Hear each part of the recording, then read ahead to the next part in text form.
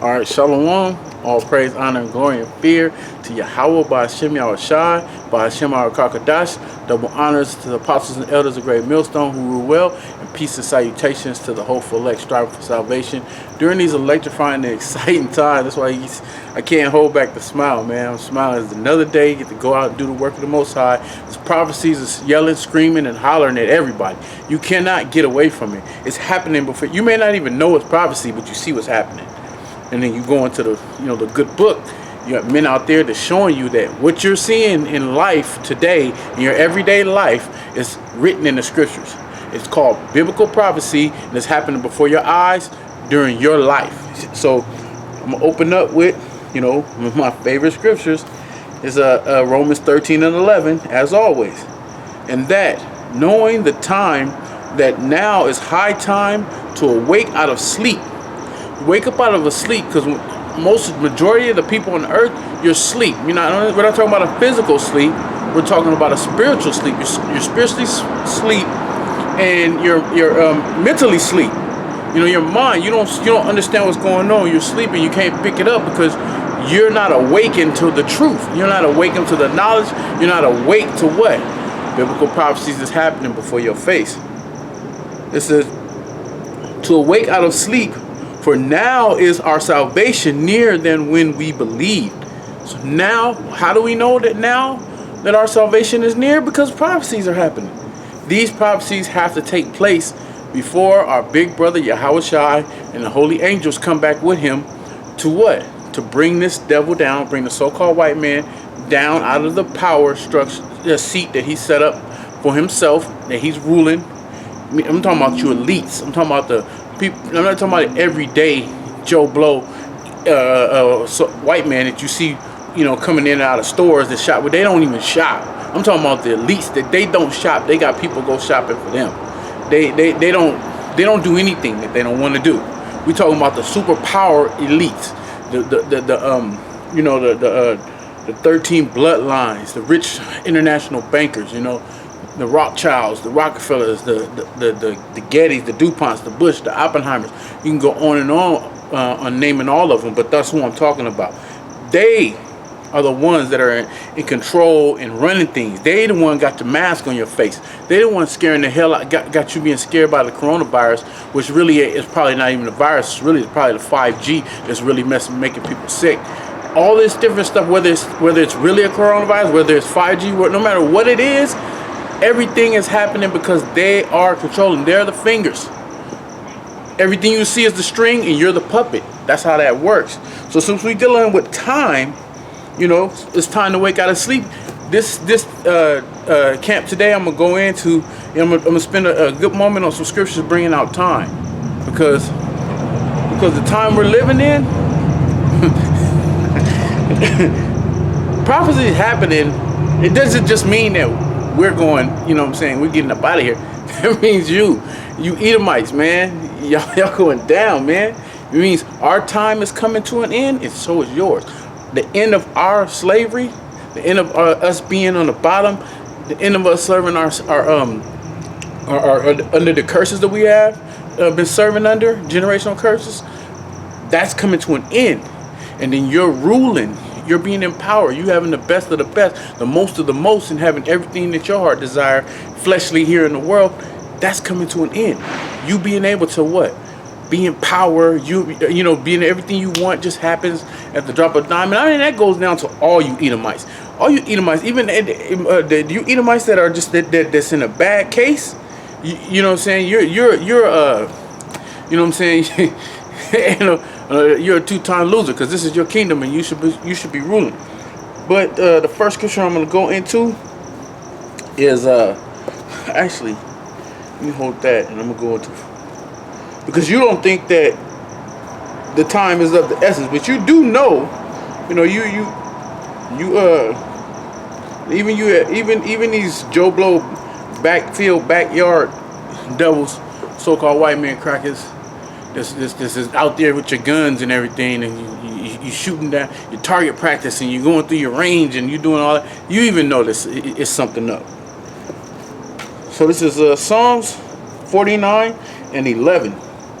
It says, "Their inward thought is that their houses shall continue forever, and their dwelling places to all generations. They call their lands after their own names. So you think that, you know what I'm saying, that your rulership is just gonna go through generation through generation through generation, and when you come back in the reincarnation, you coming back with that silver spoon, gold spoon, it's in your mouth, meaning you inheriting the riches that you left back, through other generations. You think that your power, your rulership, your kingdom, your empire, all this is going to last forever. You think that it's not going to end. The scriptures tell you else, otherwise. And due to everything that was predicted in the past, from past empires, what the scriptures predicted, might as well listen to what the scriptures say. Might as well bank it, because it will come to pass. Matter of fact, hold that for a second. Let me get it.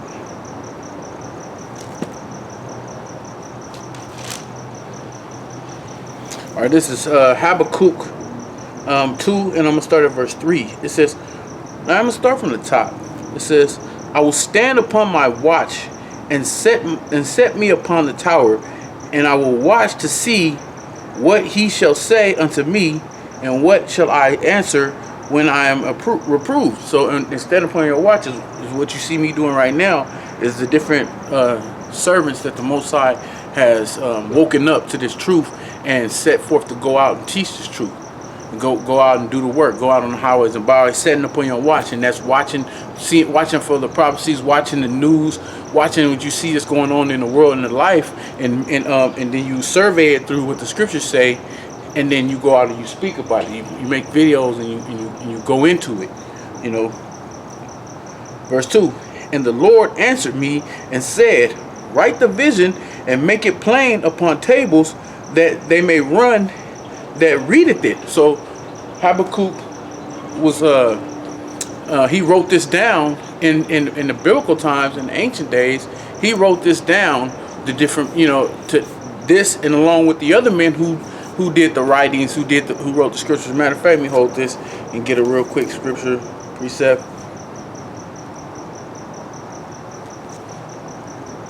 This is Psalm 68 and 11. It says, the Lord gave the word. Great was the company of those that published it. So the different men are the authors of the scriptures. They're the ones that scribe the word, and we're the ones that's reading it now. Which is the same men, the same men who wrote these. They came back during these times to prophesy what they wrote, and then us also, other prophets or other servants of the Most High have that's out there today. We're reading it, and then we're going and speaking on it. So that's why it says, and the Lord answered me and said, write the visions and make it plain upon tables, that he may run that readeth it. He may run, meaning he may take heed to what that's reading it and move accordingly, because the scriptures tell you how to be in these times, and what you see what's going on, in the latter days. These are the times right now that you're going to have to execute the things that the scriptures is written about, mainly praying, fasting, watching, and being as faithful to the Most High as possibly can, because there's some troublesome times coming. Verse 3, for the vision is yet for an appointed time, but at the end it shall speak and not lie. Though it tarry, wait for it, because it will surely come it shall surely come, it will not tarry. What's that talking about? That's talking about the biblical prophecies. That's talking about everything you see that's happening in the world today was written down in the scriptures, and they're being played out, so all of us can see. And that's a faith builder for us brothers in the faith, man. You think about men that's been in this truth like for 30-some plus years, talking about the apostles, the apostles and elders of Great Millstone, 30 plus years, 20 plus years, 15, 10, on down to the fruit. You know what I'm saying? Because the scriptures say, you shall know a man by his fruit. Well, we're all the elders and apostles, we're their fruit. And the scriptures say, matter of fact, you hold this and get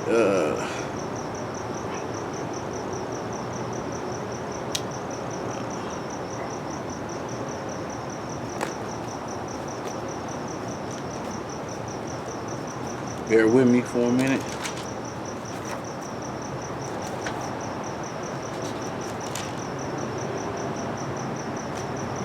All right, this is John 15 and 16.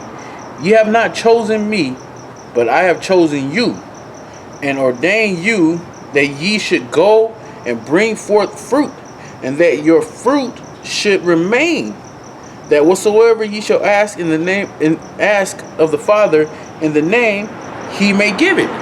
So that's what the apostles did, man. They went out and brought forth fruit. We're their fruit. And Great Millstone, the core brothers in the Great Millstone, the brothers who are rooted and grounded and has been in this thing and been striving and keep pushing no matter what comes their way, no matter what obstacles they face, no matter, you know, the different challenges or whatnot, still stay faithful. Not just faithful unto Yahweh B'Shem Yahushai in the doctrine, but under the teaching of the men that were set up. See, it takes a real. I'm talking to all you men that came up with the apostles that fell off, or maybe you still striving but you're jealous because it's been shown and proven that these men are the men that the Most High has actually set up, and it's in the proof is in the pudding.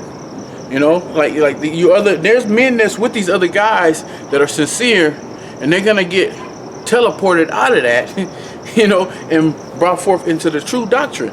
You know, it's not just about, oh, you being under Great Millstone. It's just about the doctrine. It's about teaching the truth. Because there were men that didn't walk with Yahushua and the apostles, and disciples, but they were teaching the truth. I mean, that's why Yahushua told the disciples, they can't teach evil in my name. They cannot teach falsely in the name of the Lord, of the name of Yahweh Shem Yahushua, the name of Yahushua at that time, and teaching the truth. So what they were teaching was truth, even though they didn't walk with them. They were out teaching the same doctrine. There's going to be men that may not be with Great Millstone that's going to teach the truth from Great Millstone, and in a roundabout way, you're going to be Great Millstone anyway, because you're going to be teaching the truth, and the truth is coming out of the house of Great Millstone. So back to Habakkuk, verse 4. Those prophecies, they're not going to tarry. You seen them? They didn't go. It's like you somebody bowling, right? You know, they take their steps and they roll the ball. When they roll that ball, come out their hand, the ball don't get halfway and decide to stop. The ball keeps rolling till it knock them pins down. Same thing with the prophecies. The prophecies ain't just gonna stop halfway through as we see all these prophecies, and then all of a sudden they just stop. No. The scriptures say this thing gonna happen. It's gonna go rapid.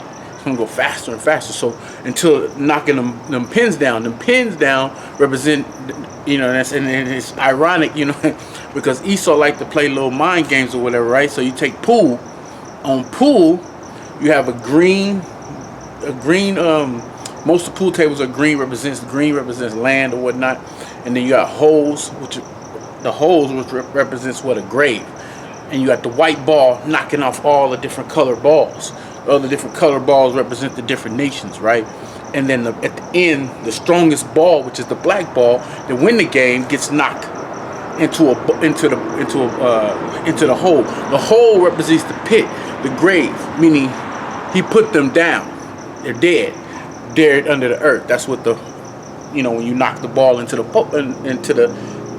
hole, and the white ball knocks the black ball off the face of the earth, right? And the only thing left standing is the white ball, and that's represent nations. That's how Esau wanted. He wants to go around knocking on all nations till it's just him on the earth and his nation on the earth. All nothing. If he could have it his way, it'd be nothing but white people or so-called Caucasians on the whole earth. If he had it his way, but what's the opposite of that?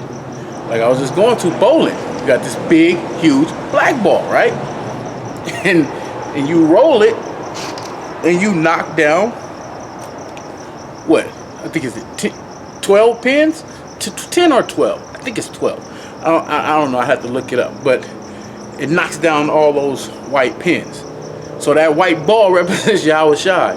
And those 12 bowling pins represent the different nations out there, primarily Esau, because he's in power. So that's who's going to be knocked down, you Edomites. So Yahweh Shai, the ball hidden in those prophecies, knocking those pins down, represents Yahweh Shai coming, taking down all you nations, man, especially Esau. You're the one that's your empire been ruling since the Greeks. So back to Habakkuk 4. It says, behold, his soul, which is lifted up, is not upright in him. It's talking about Esau. But the just shall live by faith. Who is the just? The hopeful elect. They're going to live by faith because as these prophecies happen more and more, it's more and more that what Esau going to do, to us. Like him preparing to try to come against us. Because that's who he wants to. He understands that this deal ain't with all Israelites. His deal is with the servants of the Most High. Yea, also because he transgressed it by wine. Wine represents his philosophies, represents his different doctrines, his different his democracy, all the different lies and things that he has been telling, mainly his philosophies. He is a proud man, neither keepeth at home, who enlargeth his desires as hell. Because Esau got his feet in everybody else's backyard. He has embassies all over in all different countries and different nations. He has embassies. He has military bases.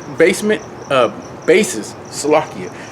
That's why he enlarges his borders, meaning he make your land his land, because he is set up in your land. His desires as hell and as a death, and it cannot be satisfied, because he can't be satisfied. Like I said, he's not satisfied till he's the last pool ball sitting on the table. But gather it unto him all nations, and heap it unto him all people. And that's what he does. That's why he's set up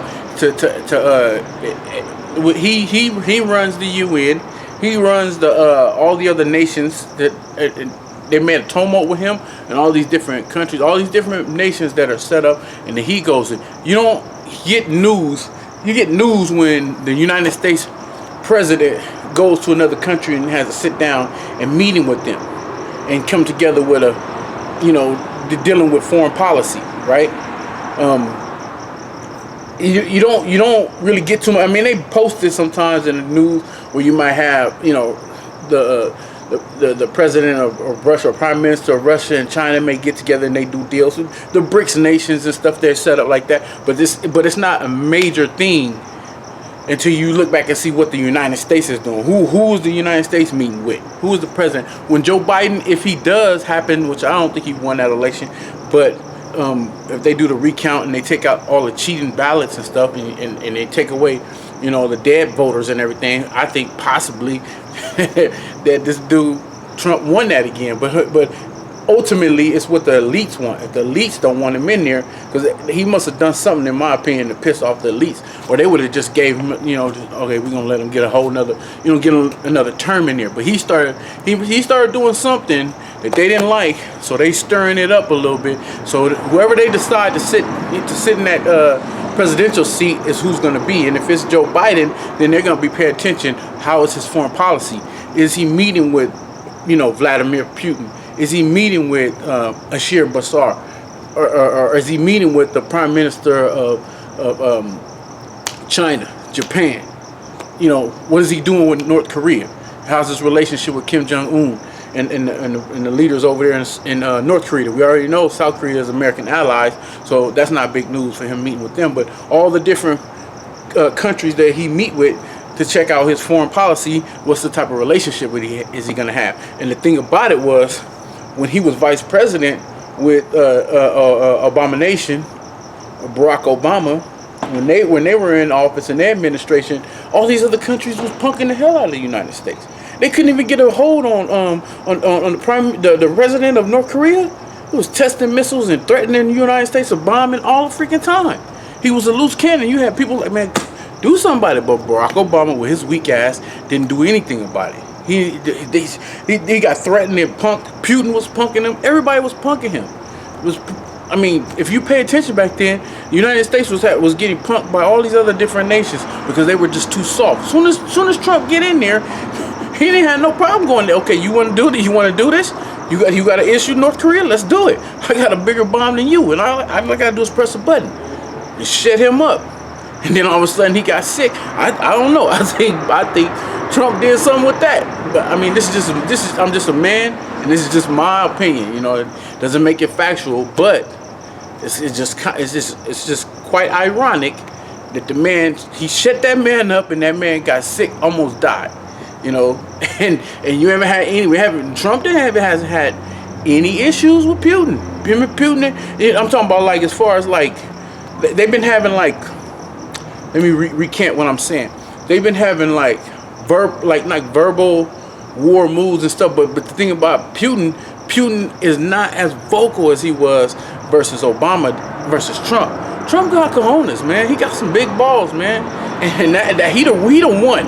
And that's why brothers want him back in office, because that dude got the balls, man, to bring forth more and more policies. And he ain't gonna take no mess. He gonna stand up. Like, I really think that's the reason why the elites is not letting him get another term, because this dude was really trying to go to bat in war for the American people, and he wasn't taking no shit. He punked the shit out of the corporations and made them bring them jobs back. That's why every time you call a company, when Obama was in office, it always got a foreigner on there. Somebody from the Middle East, somebody from India, somebody from one of the Asian countries that had a thick ass accent that you couldn't understand. It would frustrate you to the point where you hung the goddamn phone up because you was tired. I used to be on there, man. Can I talk to an American?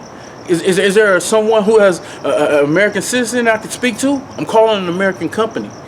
But no, you had to talk to a foreigner who you couldn't understand what the hell they say. 12 words, and you understood 2 or 3 of the words. That's what was happening when Obama back was in from 2008 to 2016 was his 8-year term, 2 terms that he served. Soon as Trump gets in there, he put tariffs on all them corporations and made them corporations bring them jobs back here. That's why every time you call any type of United States, any type of corporation that does business in the United States, it's an American you speak to. You know, no, you don't speak to no foreigners. And after you do actually speak to a foreigner, they're Americanized. You can understand their accent. It's not strong. They have an American accent because they're from here. But the point is, these are the things that he did by attacking the corporations. That dude went to fight for people, and that's why I understand, you know, not to get too, I ain't trying to make this about, you know, this election or whatnot, but the point of the matter is, we watch that because that's biblical prophecy as well.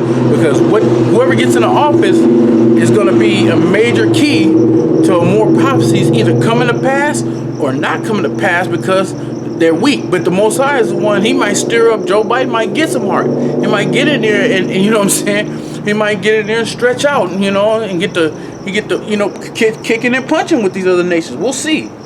Back in Habakkuk 2:5, it says, "Yea, also because he transgressed by wine, he is a proud man, neither keepeth at home, who enlargeth his desires as hell, and as death he cannot be satisfied, but gathered unto him all nations, and heaped unto him all people. Shall not all these take up a parable against him? Are not all these nations going to turn against you?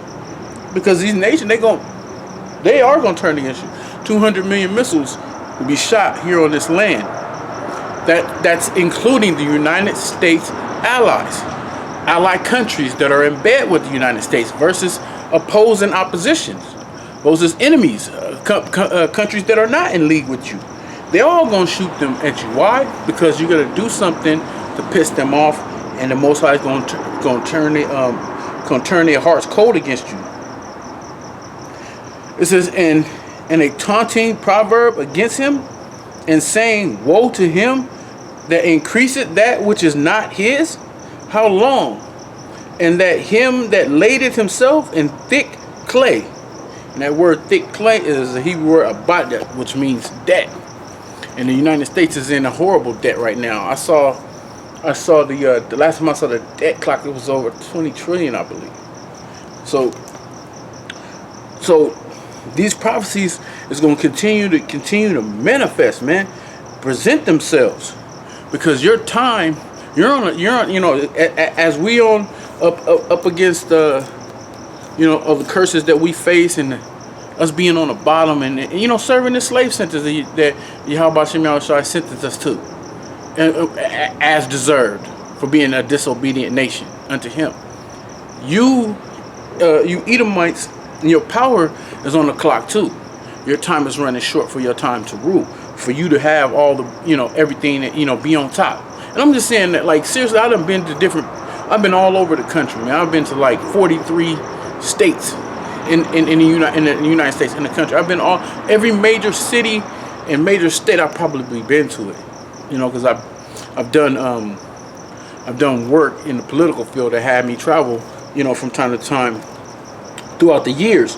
And everywhere I go, just Edomites, period. I mean, I ain't talking about rich, you know what I'm saying, you know, people you see that there's fancy cars in it, they got wealth and money and power and all. I ain't talking about just regular everyday people that's like us.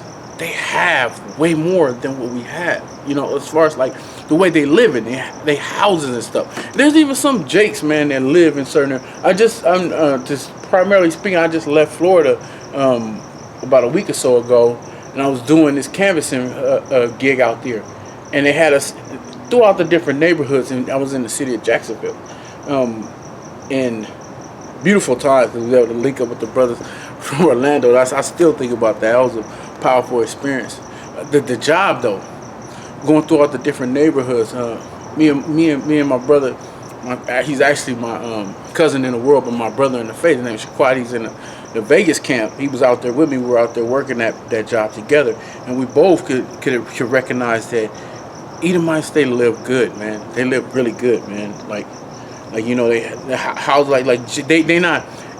they're not all packed up in apartments and stuff like that. You know, they're like there's some Edomites saying never knew what it feels like to live in an apartment next door to somebody. They lived in a house all their life. You know, they got houses, man, 3, 4, 5 bedroom houses, front and backyard. You know, stuff like that. They clearing 80, 90,000 a year. You know, working an 8-hour shift, just an 8-hour shift. When Jakes can work all the overtime in the world, can't even get 50,000. We living bad versus the conditions that they living in, and they gonna feel it because when this tight squeeze it's gonna squeeze the shit out of everybody, man. The time of Jacob's trouble is gonna come, but the hour of temptation, that's gonna come and try everybody. All you people that's living, you ain't gonna have what you have now. So this is Job 14:5. Seeing his days are determined, the number of his months are with thee. Thou hast appointed his bounds that he cannot pass. Meaning the Most High has set forth a date and a time frame of that day that you're gonna go down. That it's over. You're done.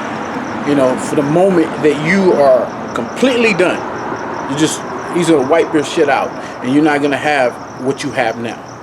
You're gonna go from being in like these guys, the super elites, man. They live in like even they living better than Ishmael, man. Ishmael be living in palaces and stuff. You know, they have princes. You know, guys worth $30 trillion and shit. You know, hundreds of billions of dollars. You know, they have that type of, but that's nothing. You know, $30 trillion is nothing to the super elites. They got 500, 600 trillion dollars. You know what I'm saying? Like they're trillionaires hundreds of times over. You know, that's endless. That's endless wealth, man. Like you'll never see, your great grandchild will never see the end of that money if the Most High don't cut that shit off. That's what they're dealing with. They live in, like, I truly believe they have land that's like their main, you know what I'm saying, compound might be about they live in this freaking half a city, you know, and that's like I don't even want to call it a house. I don't even want to call it a house. It could be just like a compound. You know what I'm saying? Just they have underground cities and cities built underwater and cities built in a mountain. It's carved into a mountain. On the outside, you think it's a mountain. The shit opens up, and big ass 18-wheeler trucks just drive and bring stuff in there to them. Like, this is stuff that they got set up. You know, they got the space station programs. All that's gonna get chopped down. It's gonna get cut off. You know, the scriptures go into that. You ain't gonna be able to hide from the Most High. You ain't gonna be able to, you know, your underground cities. Like I truly believe, like, they have, from when I read articles that different cities connect underground. They have, like, you talk about the bullet train. They got underground bullet trains, man. Like that'll get them from. They can go from New York to DC in like lightning flash. You know, like how we may go catch the blue line from like downtown Long Beach to downtown LA, 45-minute ride or whatever the hell it is. They might have an underground bullet that'll get them from one state to the next state. You know what I'm saying? Points that's traveling so fast. Like sometimes I think that they tell you that the president is flying on Air Force One. He ain't even on Air Force One. He underground. The plane isn't flying in the sky, but he ain't up in there. He's traveling underground. This is stuff that we know we're not ignorant of Satan's devices, man. Things that Esau do, we privy to. The Most High open up our minds to do research, and knowledge comes by way, you know, faith come by hearing. We hear these things, we see these things, and we know these things because the Most High has opened us up to know it. But everyday regular people don't understand, have no idea what's going on.